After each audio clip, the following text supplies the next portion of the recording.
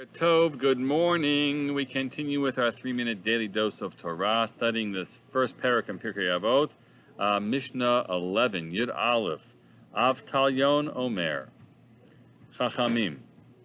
He said, sages, Hizaharu b'divrechem, be really careful with your words.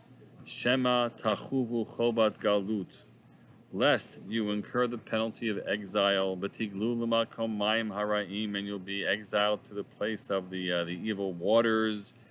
V'yishol talmidim abim achareichem v'yamutu, and the students who come after you will drink, and they will die. V'nimsa Hashem shamayim mitchalel, and the outcome will be that the name of heaven will be desecrated. Exactly what we are imagining this place of bitter, bad waters is, I don't know exactly what that means. And somehow, and the exiling to that place. But the core message here is very clear that that's important for people who to be careful with what they say. Again, most of Pirkei Avos is directed at the Chachamim, but there are lessons for all of us, of course, to be careful with our words. Some read this as you should be careful not to use vulgar language. And that's like a horrible thing when you hear sometimes the stories of people who are public figures and seem to be such, carry themselves in one way in public, and then you find out that afterwards that all these recordings, like the Richard Nixon, I don't know how much what he was seen as in public, but all those tapes that we were surprised beyond everything else, the way he would speak about blacks and about Jews on those recordings. So just be careful about all those types of things. But the other application of this teaching is that you just have to choose your words carefully.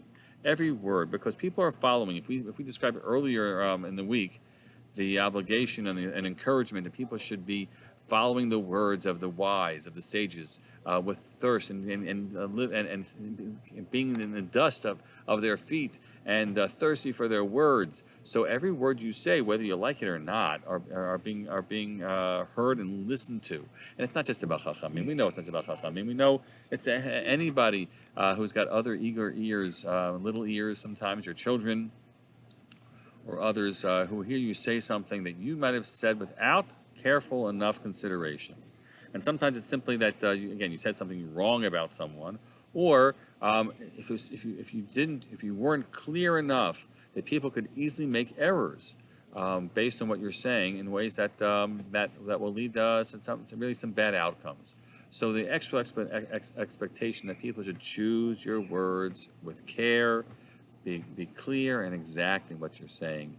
And that way, the name of heaven won't be desecrated, but will be glorified along the way. Have a great day.